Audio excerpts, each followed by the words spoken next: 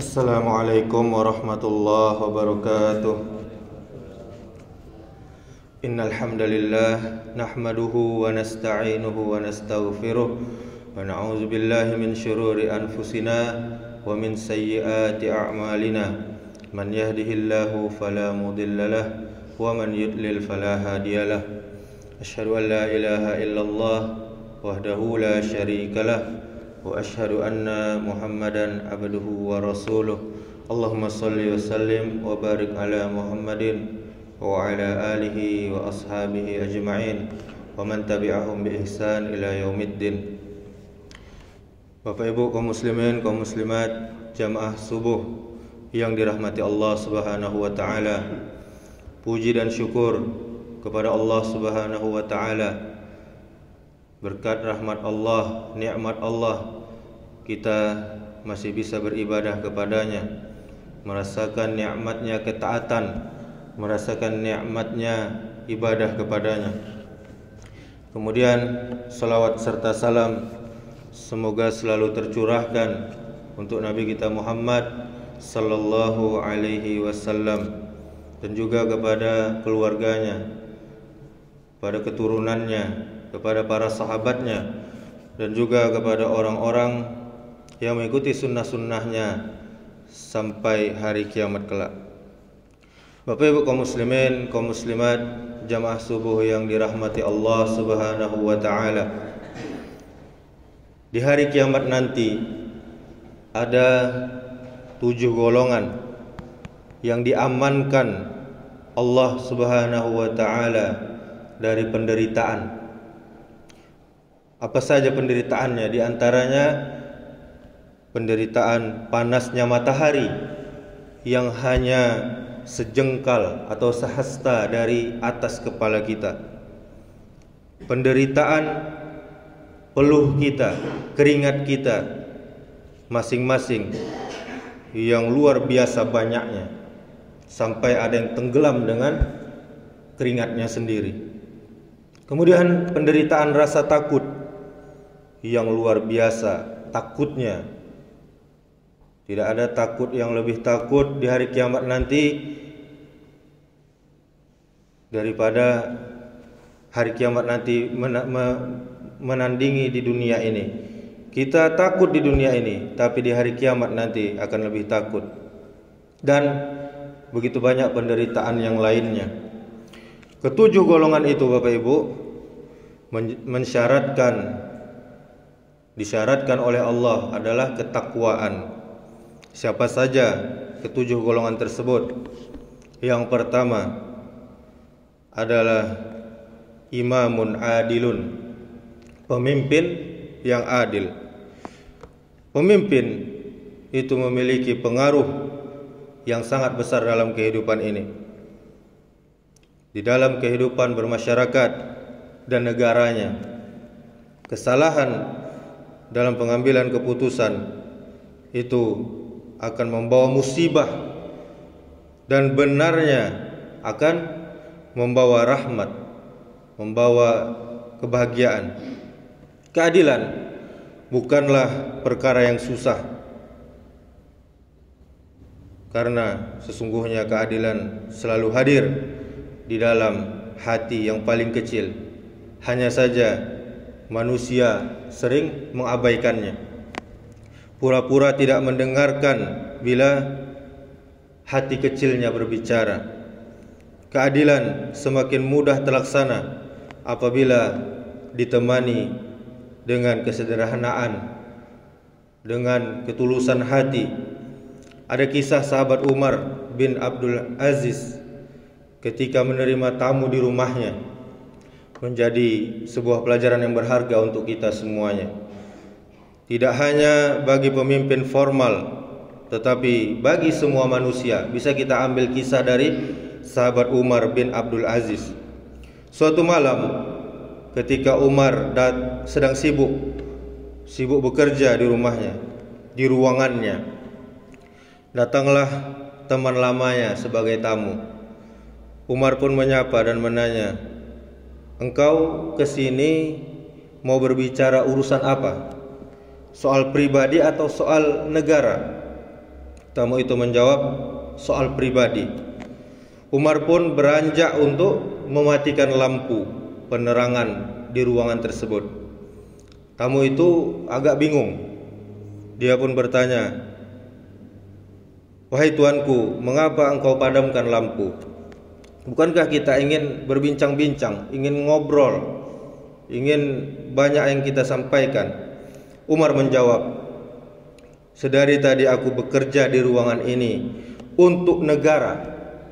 Karena itu aku gunakan lampu sebagai penerangnya. Sekarang kita berbicara soal pribadi. Maka aku padamkan lampu itu karena lampu itu dibelanjakan dengan uang rakyat. Sedangkan perbincangan kita yang pribadi ini itu bersifat pribadi. Namun Bapak Ibu saudaraku yang dirahmati Allah Subhanahu wa taala, perlu kita waspadai bahwa pemimpin itu banyak godaannya, banyak cobaannya, terutama rayuan, bisikan akan gemerlap harta dan dunia ini. Maka dari itu, kesuksesan seseorang menjadi pemimpin yang adil adalah garansi keamanan dari Allah Subhanahu wa taala di hari kiamat kelak. Pemimpin yang adil, niscaya Allah berikan keamanan nanti di yaumil akhir. Sebagaimana hadis Nabi kita Muhammad sallallahu alaihi wasallam dari jalur Abi Hurairah radhiyallahu anhu, bahwa Nabi sallallahu alaihi wasallam bersabda, sesungguhnya orang-orang yang berbuat adil di sisi Allah, balasannya adalah mereka berada di atas mimbar dari cahaya nanti, di sebelah kanan Allah yang Maha Rahman, yang Maha Pengasih, dan kedua tangan Allah adalah tangan kanan, yaitu orang-orang yang berlaku adil di dalam menghukumi dan adil terhadap keluarga mereka, serta adil terhadap apa yang menjadi tanggung jawab mereka. Namun juga sebaliknya nanti, bila kepemimpinan itu tersia-siakan, maka Allah akan membalasnya. Demikian keterangan yang terdapat dalam kitab Sahih Bukhari, juga ada di dalam kitab Sahih Muslim, dan juga di dalam hadis yang lain.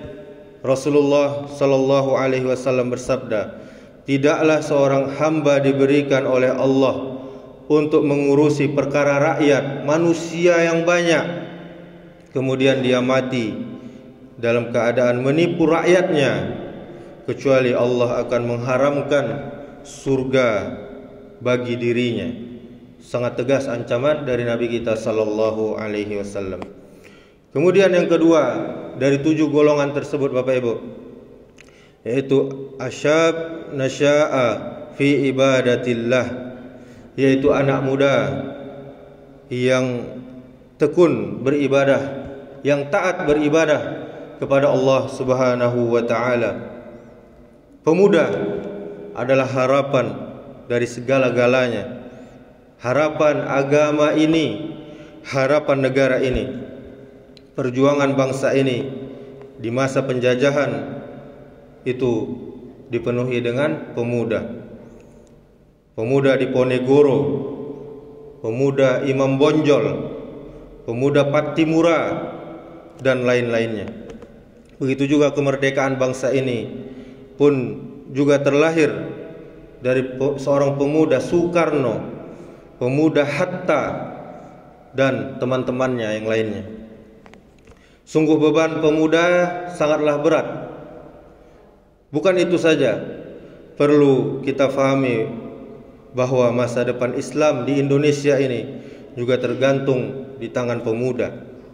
Jika pemuda hari ini dia tidak paham Islam dengan baik dan benar, maka tidak hayal Islam bisa menjadi sekedar nama di Indonesia. Kita lihat Spanyol Bapak Ibu. Dulu Islam 800 tahun di sana, tapi sekarang tinggallah nama. dikuasai oleh orang-orang Nasrani. Pemuda menjadi penting karena pemuda adalah penguasa masa depan. Syubbanul yaum rijalul ghad. Pemuda saat ini adalah tokoh untuk masa depan. Bahkan ketergantungan Islam di negara kita Indonesia tercinta ini ada di tangan pemuda. Innahum fityatun amanu bi rabbihim wazidnahum huda. Sesungguhnya mereka adalah pemuda-pemuda yang beriman kepada Rabb mereka, dan kami tambah pula untuk mereka petunjuk. Ini di surah yang kita baca setiap hari Jumatnya, surah Al-Kahfi. Kemudian di antara golongan yang ketiga adalah rajulun qalbuhu mu'allakun fil masajid, yaitu lelaki yang hatinya selalu terikat, selalu terhubung dengan masjid. Masjid, Bapak Ibu, adalah rumah Allah yang harus selalu menjadi inspirasi kita. Inspirasi yang untuk memajukan umat, baik maju jiwanya maupun ekonominya. Karena kesehatan ekonomi itu menjadi pilar dari kesehatan jiwa. Dan kesehatan jiwa itu sangat berpengaruh pada kondisi agama seseorang. Mari kita jadikan masjid sebagai tempat mencari persamaan, bukan memperbesar perbedaan. Orang yang selalu memikirkan masjid berarti mereka juga memikirkan masyarakat masjid, masyarakat muslim yang selalu menjalankan perintah Allah 5 kali setiap harinya minimal. Orang yang demikian itu akan mendapatkan perlindungan dari Allah Subhanahu wa taala kelak di yaumil akhir nanti. Masjid menjadi pelajaran demokrasi yang berharga bagi kita semuanya, bahwa siapapun dan apapun pangkatnya, seseorang masuk masjid harus lepas sepatunya, harus berwudu. Tidak peduli dia menteri, jenderal ataupun bangsawan, siapapun orangnya yang datang di akhir, dia akan mendapatkan tempat, dia akan mendapatkan saf yang di belakang. Dan siapapun yang datang di awal, dia akan mendapatkan saf yang di depan, tanpa ada pengecualian sama sekali. Masjid, Bapak Ibu, dan umat Islam itu bisa diibaratkan bagaikan air dan ikan yang tidak terpisahkan. Umat yang menjauhi masjid seperti ikan yang menjauhi air, dia akan segera mati, akan segera punah. Maka siapapun yang berusaha mengairi ikan, berarti ia telah memberi kehidupan pada air itu. Dan siapapun yang menghidupkan masjid, maka Allah Subhanahu wa taala juga akan menghidupinya. Apa kata Allah? Innama ya'muru masajidallahi man amana billahi wal yaumil akhiri wa aqamas salata wa ataz zakata wa lam yakhsha ila Allah fa asa ulaika ay yakunu minal muhtadin. Kata Allah, hanya orang-orang yang memakmurkan masjid-masjid Allah adalah orang-orang yang beriman kepada Allah dan hari akhir, serta dia tetap mendirikan solat, dia menunaikan zakat, dan dia tidak takut kepada siapapun kecuali pada Allah Subhanahu wa taala saja. Maka merekalah orang-orang yang diharapkan termasuk golongan orang-orang yang mendapat petunjuk. Ini bisa kita lihat di surah At-Taubah ayat 18. Demikianlah jaminan yang diberikan Allah kepada mereka yang selalu memikirkan masjid. Sebagaimana juga diterangkan sebuah hadis dari Abu Darda radhiyallahu anhu. Apa katanya? Rasulullah sallallahu alaihi wasallam bersabda, masjid adalah rumah untuk setiap orang yang bertakwa. Allah Subhanahu wa taala akan memberikan jaminan bagi orang-orang yang menjadikan masjid sebagai rumahnya dengan ruh, dengan rahmat, dan bisa melewati sirat. Apa sirat itu Bapak Ibu? Itu jembatan nanti di hari kiamat. Di bawahnya neraka, di depannya nanti ada surga. Kita akan melewati itu semuanya. Para nabi pun akan melewatinya. Orang akan bisa melewatinya dengan selamat menuju ridha Allah Subhanahu wa taala yang menyampaikannya ke dalam surga. Kemudian golongan yang keempat, yaitu dua orang lelaki yang saling mencintai karena Allah, di mana dia berkumpul dan berpisah itu karena Allah Subhanahu wa taala. Sebab ikatan keimanan yang paling kuat adalah cinta karena Allah dan benci karena Allah Subhanahu wa taala. Begitu juga Bapak Ibu, kita mencintai istri kita karena Allah. Kita menikahinya karena Allah, bukan hanya karena ingin keturunan, bukan hanya karena cinta syahwat kita. Allah Subhanahu wa taala berfirman, "Ya ayyuhallazina amanu may yartadda minkum an dinihi fasawfa ya'tillahu biqaumin yuhibbukum wa yuhibbunahu azillatin 'alal mu'minina a'izzatin 'alal kafirina yujahiduna fi sabilillah wa la yakhafuna lawmata la'im zalika fadlullahi yu'tihi man yasha wallahu wasi'un alim."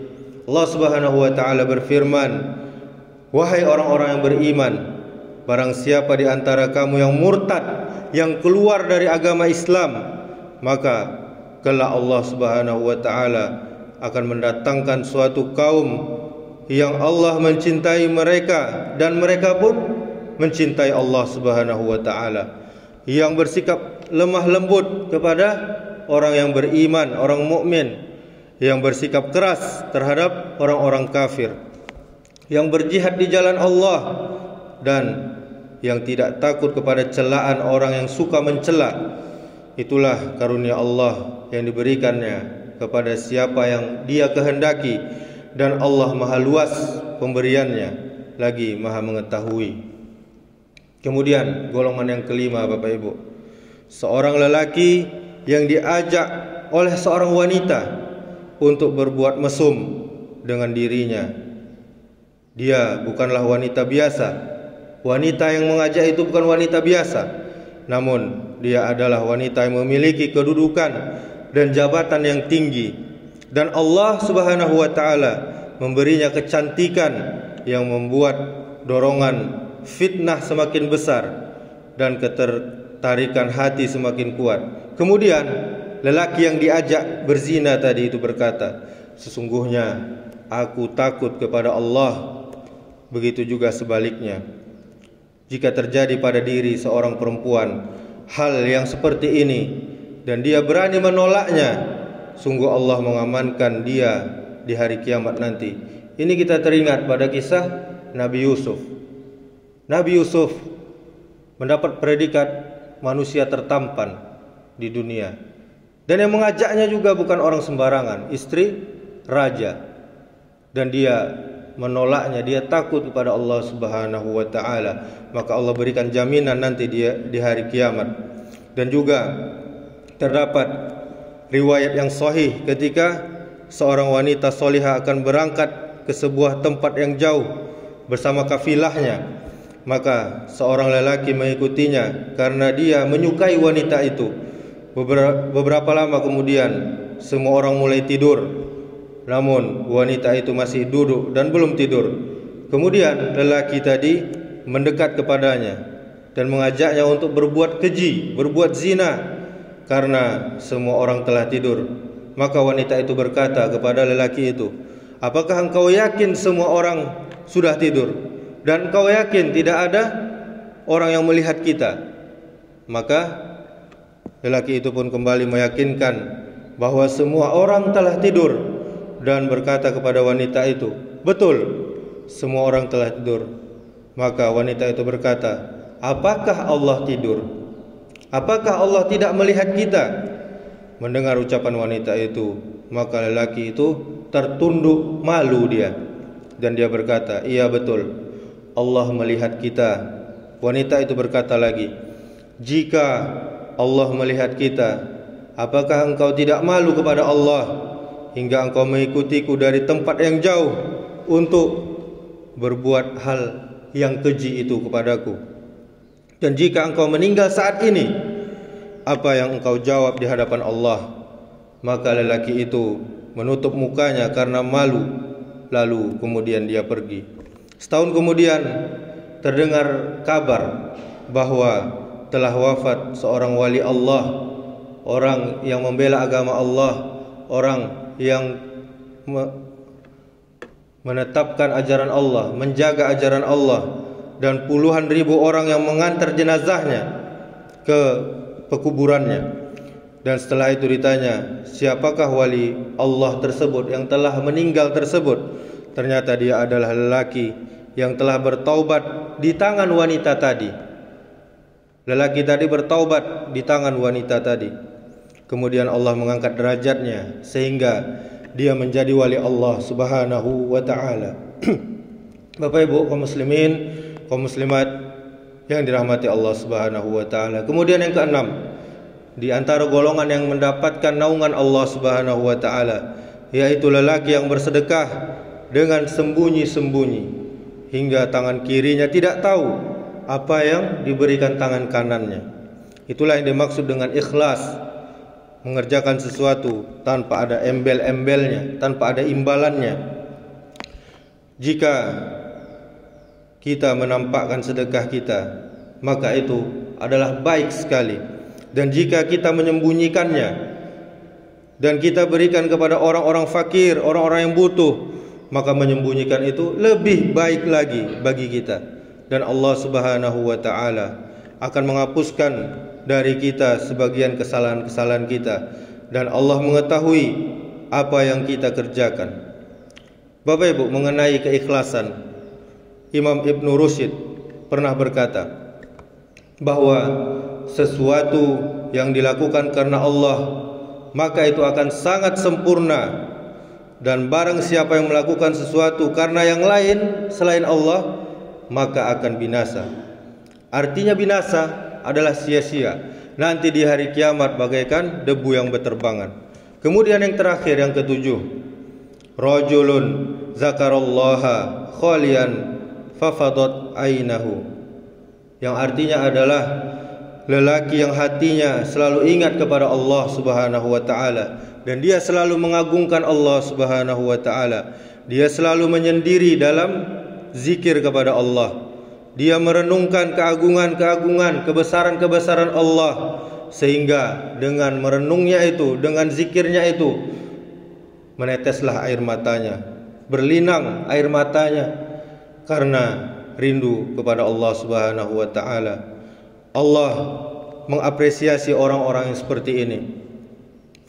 Allah Subhanahu wa ta'ala mengatakan, sesungguhnya orang-orang yang beriman, dialah mereka yang bila disebut nama Allah gemetar hatinya, menangis dia, dan apabila dibacakan ayat-ayat Allah bertambah imannya kepada Allah, dan hanya kepada Allah mereka bertawakal, mereka menyerahkan dirinya kepada Allah Subhanahu wa ta'ala. Demikianlah Bapak Ibu kajian subuh ini. InsyaAllah. InsyaAllah. Demikianlah, mudah-mudahan bermanfaat. InsyaAllah kita carikan bahannya untuk pertemuan yang akan datang. Dan mudah-mudahan semoga kajian kali ini menjadi pelajaran bagi kita, bahwasanya nanti di hari kiamat itu adalah gaib, Allah sembunyikan, dan kita wajib mengimaninya. Dan keadaan semua orang nanti berbeda di hari kiamat. Dan mudah-mudahan kita bisa mengamalkan dari 7 golongan ini. Demikianlah, subhanakallahumma wa bihamdika asyhadu an la ilaha illa anta astaghfiruka wa atubu ilaik. Wassalamualaikum warahmatullahi wabarakatuh.